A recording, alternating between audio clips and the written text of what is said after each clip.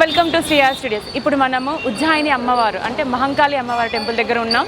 అసలు అమ్మవారికి ఇక్కడ జరిగే పూజలు ఏంటి, అంటే ప్రత్యేకత ఏంటి, ఒకసారి అయితే మనం చూద్దాము. అంటే చాలామంది భక్తులు అయితే వస్తున్నారు, చాలా వేల మందిలో అయితే ఉన్నారు, లెక్కలో చెప్పలేను. అసలు ఏంటి ప్రత్యేకత అనేది ఒకసారి అయితే తెలుసుకుందాం రండి.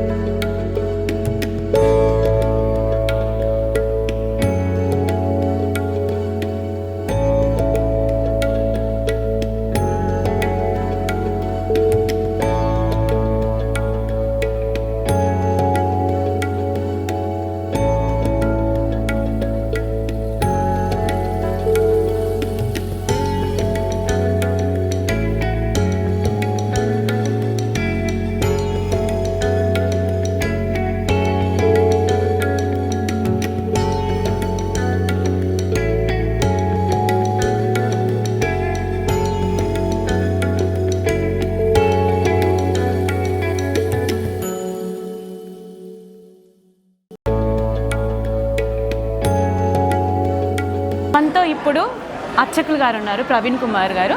నమస్కారం పంతులు గారు. సో పంతులు గారు, మనకి ఈ ఉజ్జాయిని మహంకాళి అంటే అందరికీ తెలిసిందే.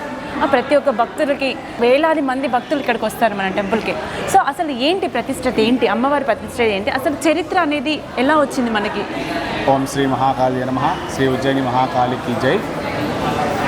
స్వస్తి శ్రీ 1813వ సంవత్సరం నాడు శ్రీ ఉజ్జయిని మహాకాళి అమ్మవారిని ఉజ్జయిని నుంచి ఇక్కడ ఉన్నటువంటి పూర్వీకులు ఉజ్జయిని నుంచి తీసుకొచ్చి చెక్క రూపంలో ఉన్నటువంటి ఒక విగ్రహాన్ని తీసుకొచ్చి ఇక్కడ ప్రతిష్టాపన చేశారు. ఎందుకు అనగా 1813వ సంవత్సరంలో ఆషాఢం మొదలుకొని వర్షాలు ఇవన్నీ పడుతున్న కాలంలో ఇక్కడ ఉన్నటువంటి జనాలందరికీ కూడా కలరా వ్యాధి సోకినందువలన ఇక్కడ ఉన్నటువంటి సురటి అప్పయ్య గారు తదితరులు పెద్దవాళ్ళందరూ కూడా ఉజ్జయిని నగరానికి వెళ్ళి అక్కడ ఉజ్జయిని మహాకాళి అమ్మవారిని దర్శించడానికి వెళ్ళారు. అక్కడికి వారికి ఏదో రూపంలో ఇక్కడి నుంచి ప్రజలు కొంతమంది ముఖ్యులు వారికి సమాచారాన్ని అందజేశారు. ఏమని అయ్యా అంటే, ఇక్కడ ఉన్న వాళ్ళందరూ కూడా కలరా వ్యాధితో వివిధ రకాలైనటువంటి వ్యాధితో ఇక్కడ బాధపడుతున్నారండి. మీరు ఉజ్జయిని మహాకాళి దగ్గరికి వెళ్ళారు కాబట్టి అక్కడ అమ్మవారిని నమస్కారం చేసుకొని మనకు ఇక్కడ ఉన్నటువంటి ప్రజలందరికీ కూడా ఎటువంటి రోగాలు రాకుండా వచ్చిన రోగం తొందరగా పోవడానికి అమ్మవారి ఆశీస్సులు కావాలని మీరు మొక్కండి అని చెప్పేసి వారికి ఇక్కడ వాళ్ళు చెప్పగా అక్కడికి వెళ్ళినటువంటి అప్పయ్య గారు అక్కడ ఉన్నటువంటి అమ్మవారి మహాకాళి అమ్మవారి దగ్గరికి వెళ్ళి, అమ్మ జగజ్జనని ఉజ్జయిని మహాకాళి మధ్యప్రదేశ్లో ఉన్నటువంటి అమ్మవారి దగ్గరికి వెళ్ళి, జగజ్జనని మాత మా హైదరాబాద్లో ఉన్నటువంటి వాస్తవులందరికీ కూడా కొంచెం కలరా వ్యాధి వివిధ రకాలైనటువంటి వ్యాధి సోకినందువలన వారికి వ్యాధి ఎప్పుడైతే తొలగిపోతుందో నీ యొక్క ప్రతిరూపాన్ని మేము మా దగ్గర అక్కడ అమ్మవారి దగ్గర పెట్టుకొని మేము పూజిస్తాము మా గ్రామ ప్రజలందరూ కూడా అని చెప్పేసి ఒక నిర్ణయం చేసుకొని అమ్మవారి దగ్గరికి తిరిగి ప్రయాణం కట్టారు.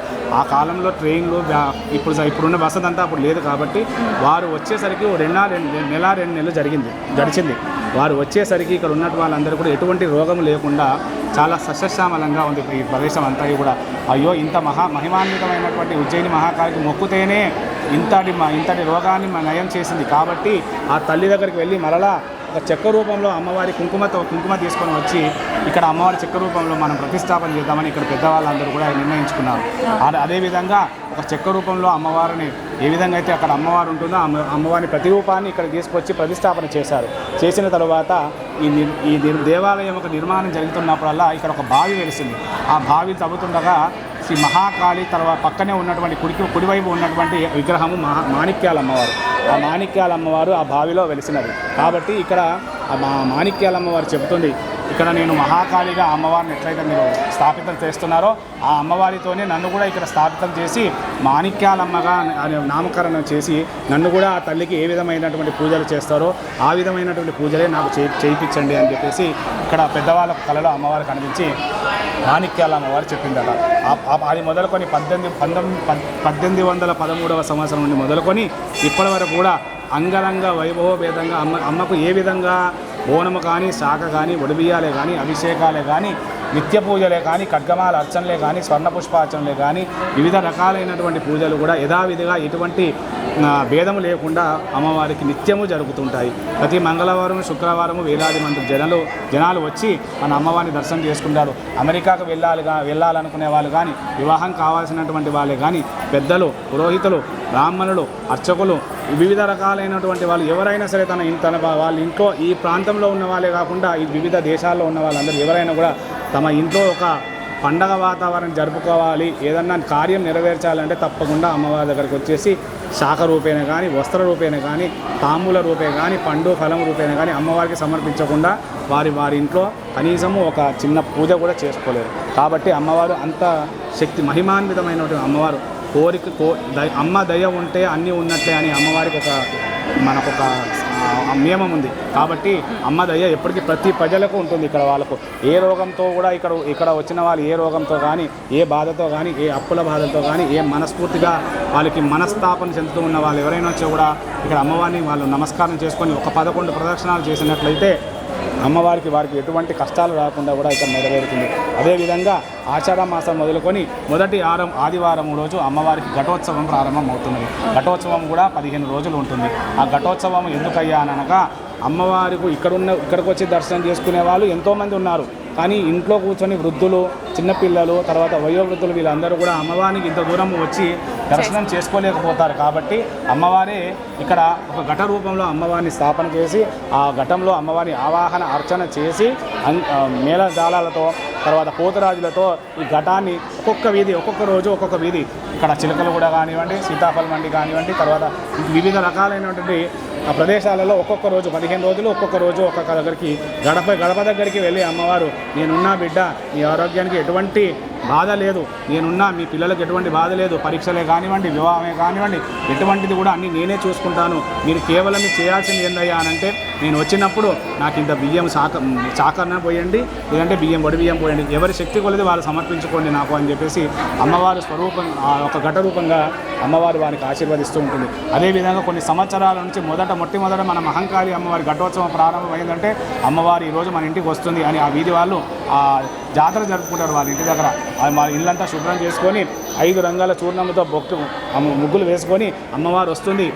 వేపాకు తోరణాలు మామిడి తోరణాలు ఇవన్నీ కూడా తన గుమ్మానికి కట్టుకొని అమ్మవారు ఇగో వస్తుంది అని చెప్పి ఎదురు చూసేవాళ్ళు కోకొల్లలు ఉన్నారు మన దగ్గర సికింద్రాబాద్ హైదరాబాద్ నగరాలలో. కాబట్టి అమెరికాల నుంచి వెళ్ళాలనుకున్న వాళ్ళు చదువు పూర్తయిన తర్వాత కూడా మొట్టమొదటి అమ్మవారికి సమర్పించుకున్నటువంటి ఏదైతే తాంబూలం ఉంటుందో అది అమ్మవారికి ఖచ్చితంగా నెరవేరుస్తారు. అమ్మ ఎటువంటిది అనంటే అమ్మ నాకు ఈ కష్టం ఉంది, ఈ కష్టాన్ని తొలగించు తల్లి అనంటే పిలిస్తే పలికేటటువంటి వాళ్ళు అట్లా పలికిన వాళ్ళు కూడా చాలా కోకొల మంది ఉన్నారు. కాబట్టి అమ్మని నమ్ముకున్న వారు ఎప్పుడు కూడా తప్పుదేవ పట్టలేరు. కాబట్టి ఈ తల్లి మహిమాన్వితమైనవన్నీ అని చాలామంది కూడా ఇక్కడ నమ్మకంతో వచ్చి ఇక్కడ అమ్మవారికి వివిధ రకాలైన పూజా ద్రవ్యాలతో వచ్చి అమ్మవారికి వివిధ పూజలు చేసుకొని వాళ్ళు సంతృప్తి చెందుతారు.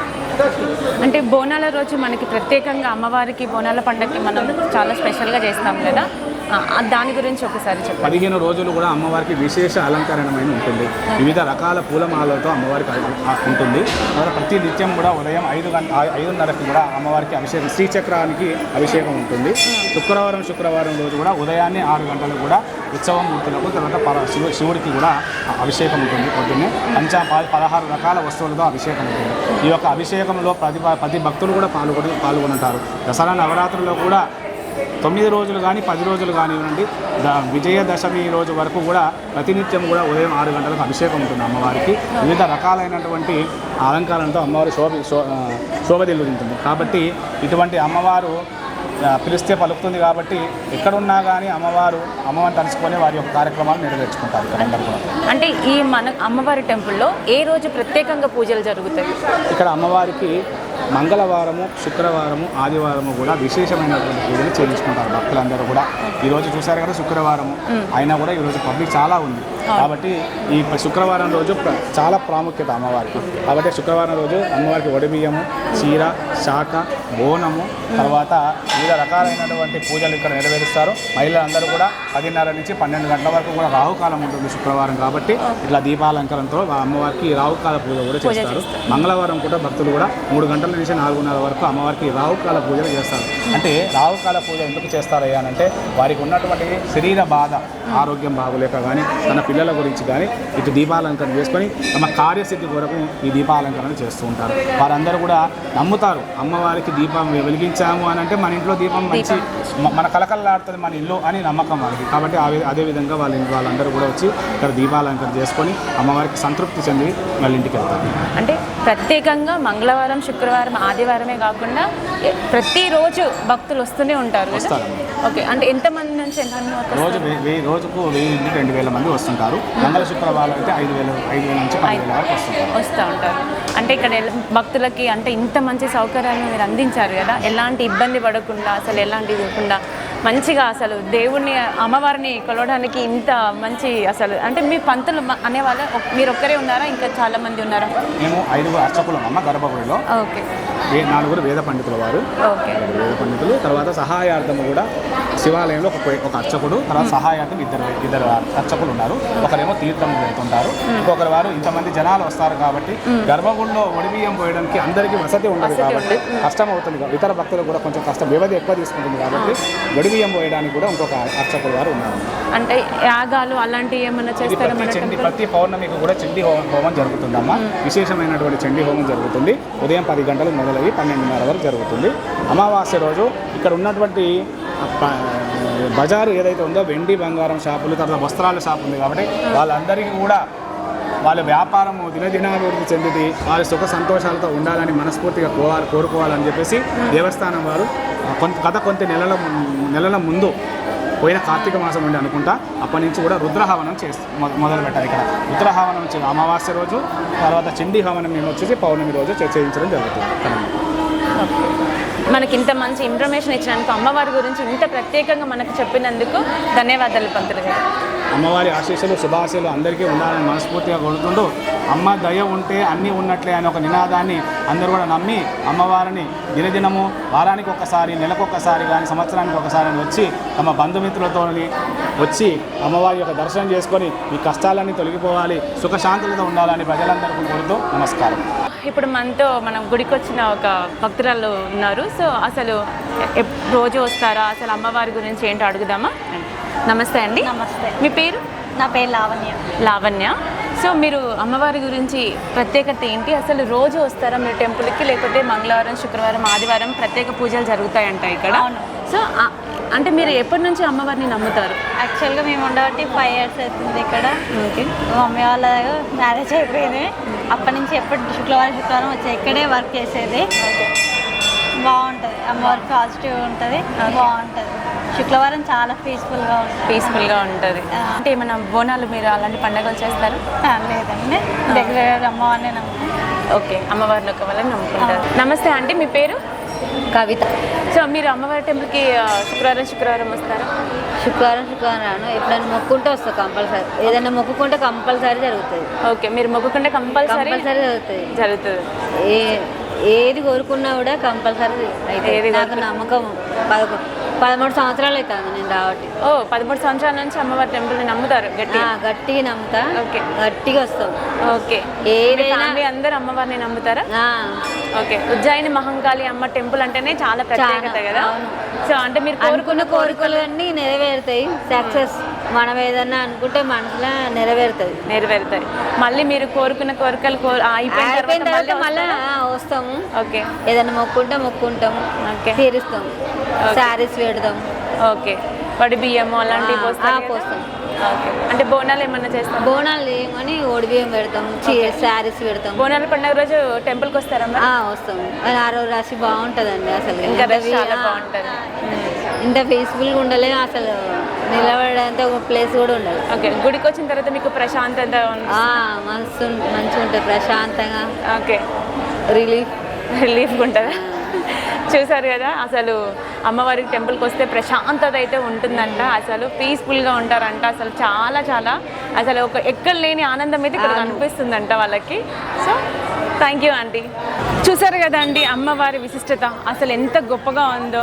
చాలామంది కలరా వ్యాధితో చనిపోయినప్పుడు అమ్మవారిని ఇక్కడ ప్రతిష్ఠించారంట. అసలు అక్కడికి వెళ్ళి అమ్మవారికి మేము నిన్ను మొక్కుకొని అమ్మ నేను కొలువుంచుకుంటాం అన్నే లోపే ఇక్కడ వ్యాధి మొత్తం తగ్గిపోయిందంట. అంత ప్రతిష్ఠత ఉన్న అమ్మవారు అసలు.